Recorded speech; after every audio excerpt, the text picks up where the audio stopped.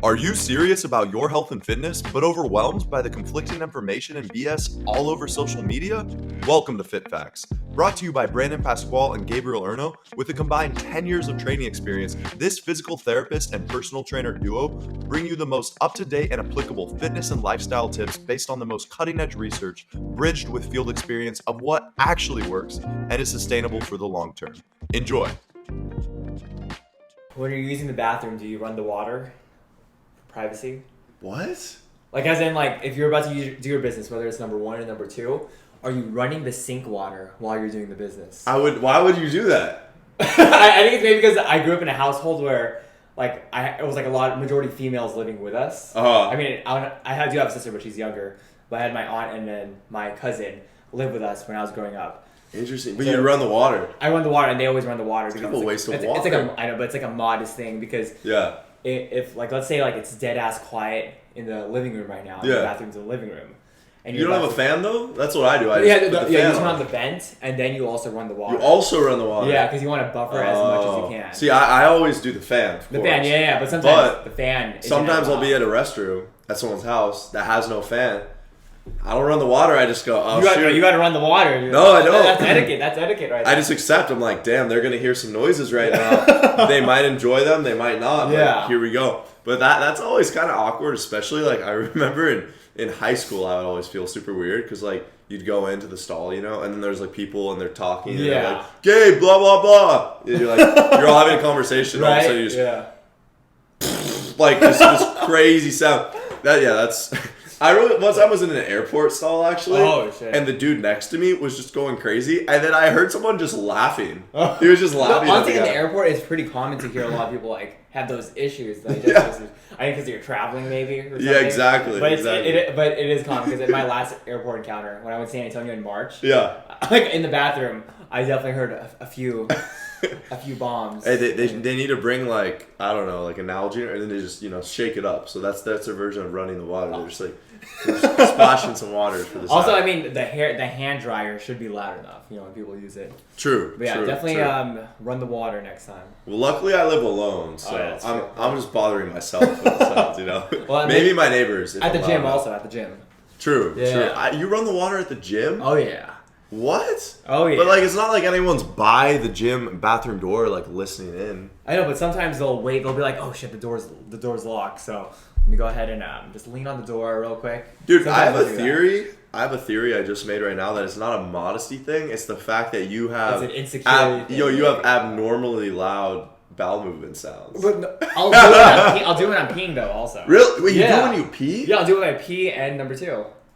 Now I'm, like, rethinking my whole life. Yeah. When you pee, you do. Yeah. Oh, I don't even use a fan when I pee. Oh shit, no. Yeah. I mean, I always do it. Unless, like, I know it's just me in the gym, then I won't turn on or anything.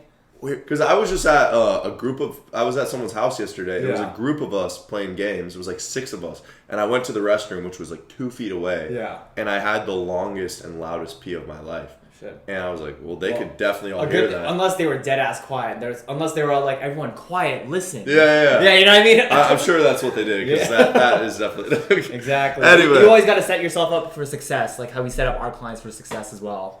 Exactly. Right. Oh, I see that. You see that segue. Right. So it is important to set up clients for success. And we do that with all our clients, right? Yeah. But the thing is, some clients, they're going to take all of that we give them, and they're really going to utilize it. They're going to implement everything we tell them about. They're really going to take every morsel of knowledge and apply it. Other clients, they might not be ready. They might still be in that stage where they're kind of more contemplative with their goals. Mm-hmm. They're not really ready to take action. So we try to empower every client, but some of them, make just all right progress, and some are very successful. And that's who we're going to be talking about today. Yep. We're each going to be talking about a couple of clients that we've both had that were very successful with their goals and the characteristics that made them really successful. So, Brandon, why don't you start out with one of your clients, and then I'll talk about mine. I know I have a muscle building client and a weight loss client, and then you had a couple injury clients that you said. I'll probably talk about one of my post-op clients. So after surgery, she kind of fractured her whole hip. Let's give her a fake name, because we might not want to use her real names, but I want a name. Some legal shit right there. Let's go for Adele. Adele. Oh, okay. Adele. Okay, so Adele was on a bird scooter. She fractured her hip 2 years ago. Was she drunk on the bird scooter? She wasn't drunk, actually, either. Wow. Yeah, she was just going super fast. And then after that, she had to get surgery. She had a rod placed in her hip. And then before that, she was into like beach volleyball. She was into a lot of Pilates, yoga, weightlifting, all that stuff. Spin even. But then after the surgery, she wasn't herself. So it's like in the beginning, I kind of had to tell her, hey, I know you kind of have to, first of all, the thing you gotta acknowledge her limitations and her like psychological beliefs on her injury, because after an injury like that, you're gonna be scared as fuck to like even start walking. You know what I mean? So what helped us get through like her, because right now she's able to run now, she's able to play beach volleyball. Oh, that's awesome. This is 2 years later. But a lot of other physical therapists would argue saying like, hey, why wasn't she able to do that 1 year? And then see, if I were to do that, like kind of rush it within 1 year, maybe she would like not, maybe she'd be so frozen up because she's still scared. We didn't really address those psychological issues. Yeah, you know what I mean? So now she was actually able to like open up with like her partner about her psychological anxiety of just like going outside, being in public. Wow. We worked on that all 1 year, and then also on top of that, she was also working a lot. So I kind of had to acknowledge like her environment as well and her whole lifestyle. So it sounds like she had a lot of self-imposed stress and real stress. Real stress, yeah. And it took a big toll on her, like how she perceived her injury. Exactly. And just function in the real world. Yeah. And then even along with that, during our whole rehab program in that first year, she was super stressed because she had days where she couldn't even do like a single exercise I've given her as like her exercise program, home exercise program. So what helped me out within that first year was kind of acknowledging like, okay, I've taken into consideration that this girl's stressed as fuck from just the injury and also from work. And also she pretty much works weekends. She has no time because she always visits her family like every other weekend, so she'll be on the road. So I have to kind of take that into consideration, and I just gave her 3 exercises to do, like that she has to practice, which is getting her like glutes strong, just so she's able to like walk, accept impact when she runs. And then we did that, but then there was like a time after that year where she was like, "Why am I not making enough progress?" So then I told her like, "Hey, right now it looks like that your hip strength, it'll come back soon, but you got a lot of other shit going on." Yeah. So it's like kind of, when you're making a program for a client, you always want to take into consideration like their whole lifestyle. Just because like research says, oh, they gotta be running by in 1 year, you gotta give them these specific hip exercises. They gotta be strength training 3 times a week, so and so. Like that's nice in a lab controlled setting. You know what I mean? But you gotta be realistic. So just being realistic was what helped her become more successful. Right now, I'm not saying that she has perfect running mechanics, but we're literally fine tuning on just like her running mechanics right now. It's about to be 2 years this August. Yeah. So for her, like, what mentality or characteristics do you think she had that really enabled her to be successful? Like, do you think it was she was willing to be patient and not rush it?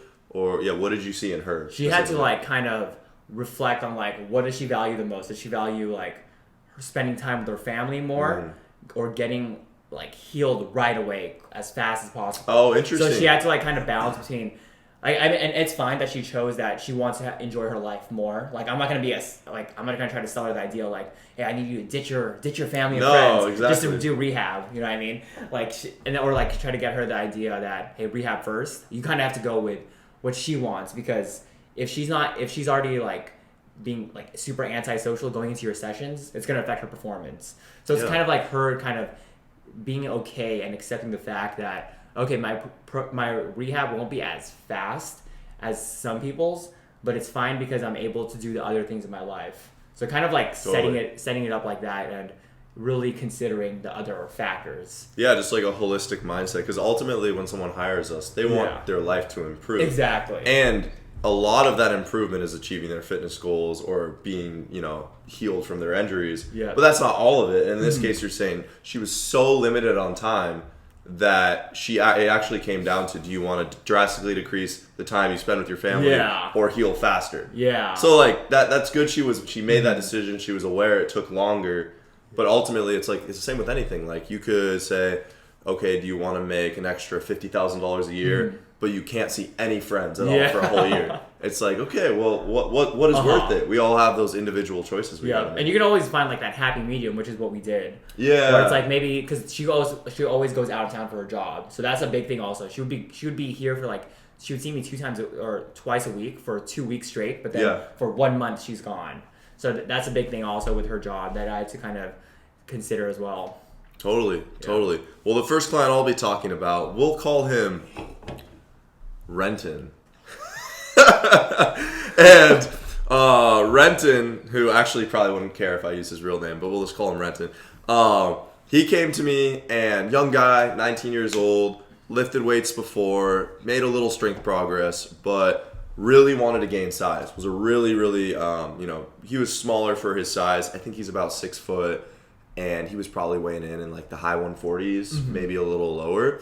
And he was telling me, I've oftentimes, tried to gain weight in the past. I've never been able to do it. So for me to identify like what he needed to do, that was pretty easy. It was like, okay, well, you haven't lifted a lot of weights. We can keep the training pretty simple itself. Yeah. If you've struggled with gaining weight, we're going to really attack the diet. So that was kind of the biggest thing, was initially educating him, because a lot of people don't understand, like people who are quote unquote hard gainers who say like, I've never been able to gain size.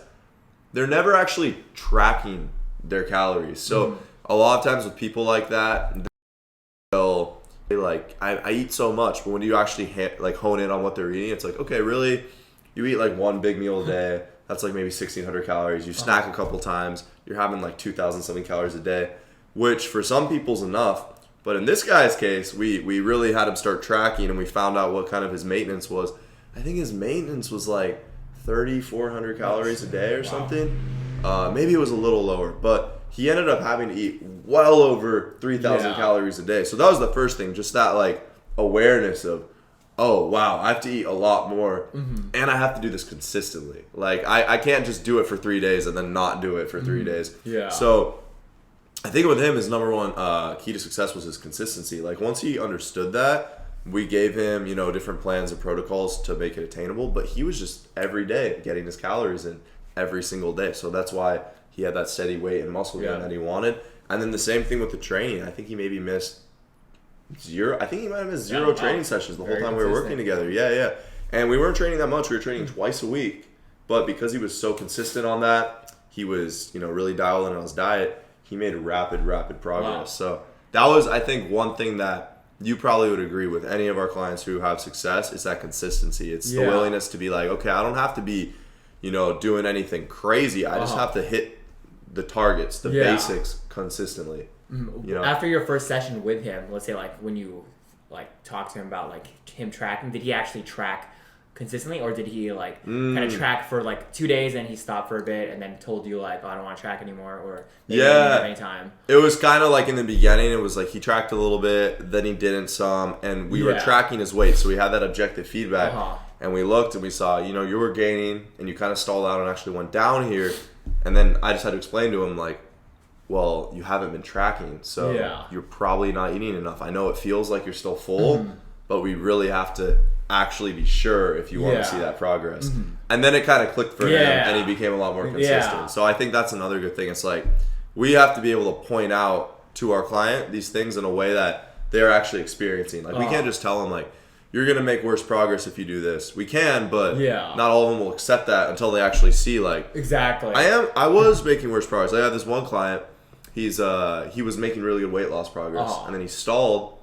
And I told him, like, well, what have you been doing differently? And then it clicked for him. He's like, well, I did stop tracking my nutrition. Yeah. I guess you're right. I'll start doing it again. Right. But it doesn't click sometimes until you really experience that. Yeah, so. It's kind of like that. I feel like for any client, whether even for like my clients with physical therapy, it's like when they do something and then they kind of stop doing it and they notice the results, that's when they start to actually make a change and make a promise to himself, okay, I'll do this thing, I'll track my calories, I'll do these exercises every day. Totally. Kind of thing. Yeah, because we can hear things and advice, but it's like usually the first time someone tells you something, you don't accept it. It takes like personal experience, hearing it from multiple sources. Yeah. So it's It's like when you tell like a kid, hey, don't go on that electrical fence, it's gonna shock you. Yeah. And then the kid is not gonna listen to you. Yeah. But then the kid like actually touches it, and then they're like, oh shit, it actually hurts, so I won't go there anymore. Exactly, Yeah. exactly. The other thing Renton did really well is his intensity in training. Like he came in, he really put an effort. I think most people would think like, oh, well, like if you're hiring a personal trainer, like don't you work hard? Mm-hmm. It's surprising. Like a lot of people don't put it in enough effort to get the optimal results. Don't get me wrong. Like if you're pushing yourself a little bit, that's awesome. But especially when you're trying to gain muscle, if you feel like a little burn in your chest and then you just stop 6, 7, 8, 9, 10 reps before you actually get failure, you're not going to be getting close to optimal progress. And I think for some people, like for him, he was really able to push himself, and I actually had to hold him back. I had to be like, no, we don't want to go to failure. Let's leave 1 or 2 in the tank. Yeah. But with some clients, a lot of people come in and they truly just, they don't understand what they're capable of doing yet. Like they just haven't exercised a lot in their life, and they'll feel maybe like that pain and that, oh, what is this in my muscle? And they'll want to stop. And like what I've experienced personally, I'm curious to hear your take, is initially I would tell someone, I'd be like, no, you had 6 more reps in the tank at least. But people don't believe you because they're feeling the pain, or they feel, and they're like, no, it hurt though. You need to like teach them experientially, let them learn from themselves. Like, okay, like we're adding weight every week. It gets harder and harder, and kind of like eventually they might be in a situation where, oh wow, I thought I only had, like I thought I couldn't do another. You kind of convince them, just try one more, and they do it, and then it clicks in their mind. I did have another. Like I had this idea that I had no more, but I proved myself wrong. And now they're more open to, okay, maybe I'll listen to my trainer more. Yeah. So you can't just tell them all the time, like, do 2 more. You have to kind of coax them over time into understanding their potential and what they're actually capable of. Yeah, it's a lot different when, like, you're working on your own versus with a trainer. Because I'm pretty sure if he was on his own, he would have just put that shit down and just, like, you know, went on with his day. But when you're with a trainer, you're able to kind of just push yourself and actually find muscle fatigue versus your mental fatigue. Totally. Yeah. Because I think a lot of people, like, they hear this stuff like, oh, you know, you should generally stop, you know, a couple reps before failure. And a lot of people think like, okay, so I need to make sure to do that. But what most people who go to the gym think is like 2 reps before failure is really like 6 to 8 reps before failure. Like 2 reps before failure is really hard. Right. But a lot of people don't really understand that because they haven't experienced it. So, I think that intensity in training he had was a key, like a major key in that progress he received. Nice, yeah. I mean, he got jacked. Yeah, I mean, I believe that for sure with the mental fatigue and physical fatigue, where it's like when some people perceive like, oh, I only have 2 reps left, but you actually have 6. Yeah. Because like now I work with Nick. I'm just gonna shout him out right now, my trainer. Because like he actually kind of taught me that because I never really went to real fatigue until I started working with him. Interesting. Yeah, because maybe back in the day, but then when he would like push me, like when my arms were shaking, and I was like, okay, I'm gonna put it down, and then he's like, no, you got 5 more. Yeah. So I started pushing it up, and I was like, oh shit, I actually do have 5 more. I was like, this shit burns, but it's helping me out, and then you could tell it's your physical fatigue is gone. I guess once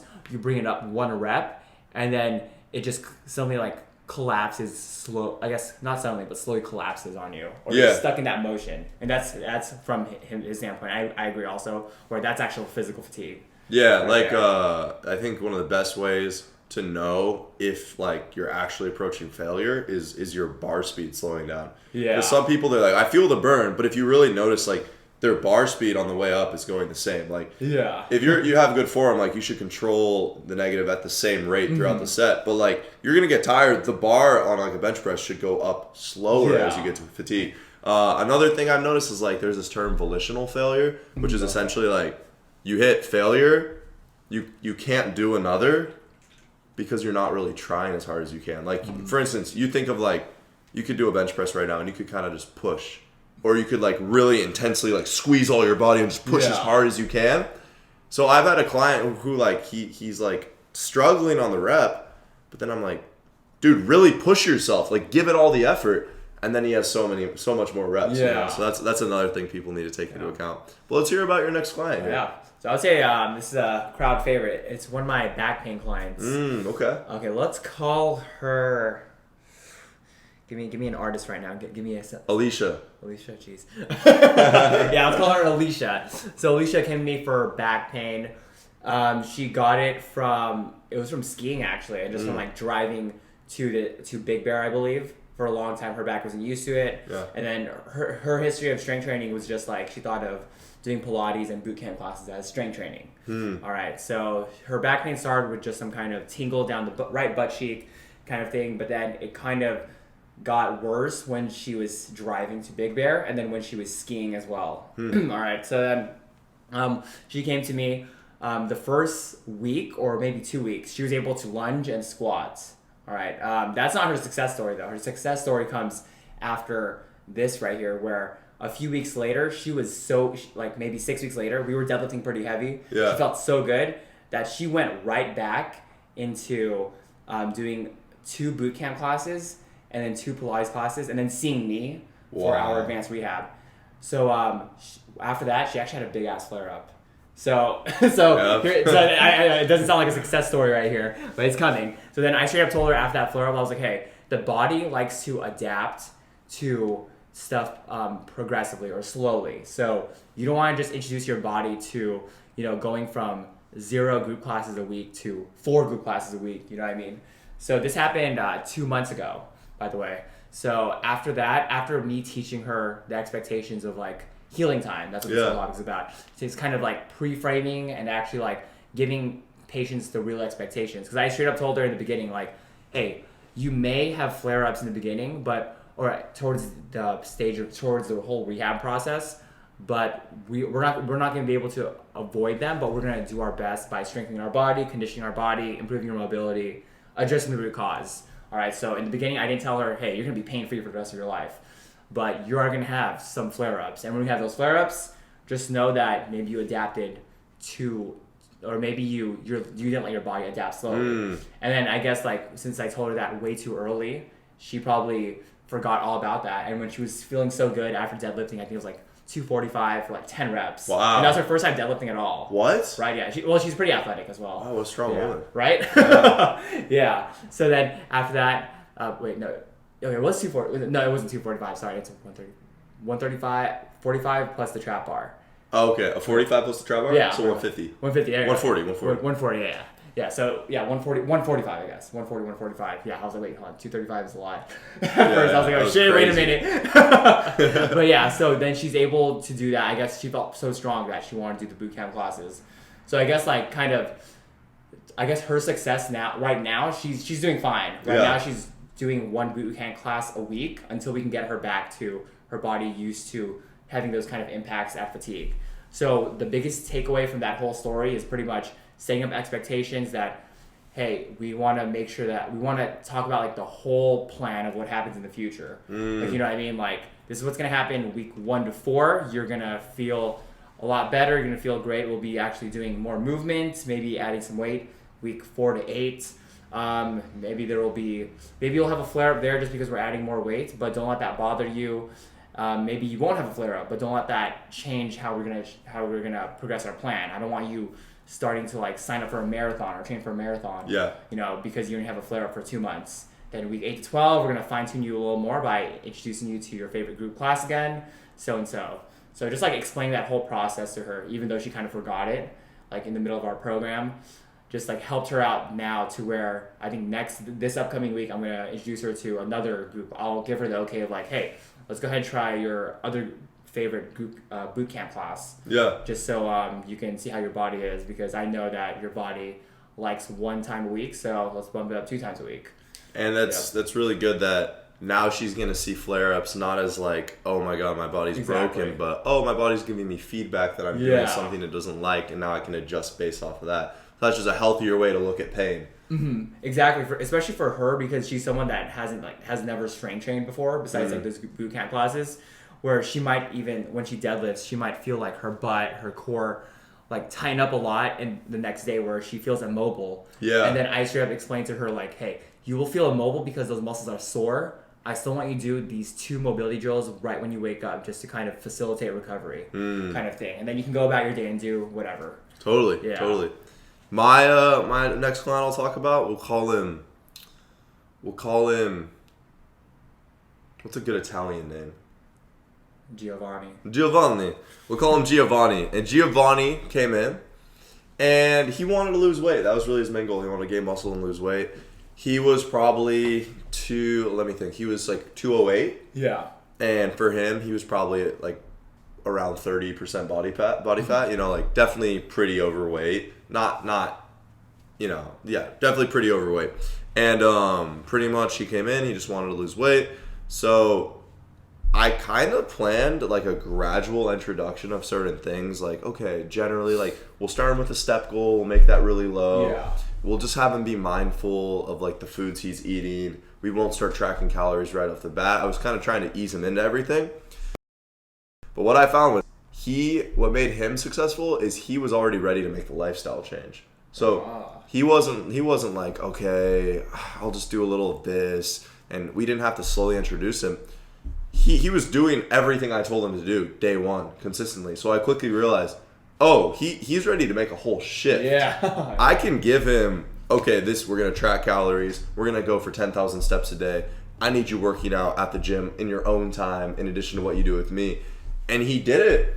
And really for him, he made the lifestyle shift and he was consistent with it. And, you know, aside from like an amount of times I can count on like one hand that he, you know, maybe didn't track or whatever. Yeah. He was just consistent as fuck. And I think another thing that was really important is we set correct expectations, and then he was willing to have that. So I told him, okay, you know, our weight loss, it's not going to be slow, but we're going to pace it out. We're not going for like, you know, 20 pounds in 2 weeks or something like that, because that's not going to be sustainable. So I remember at like certain points, he was like, you know, I'm losing weight, but it's a little slow.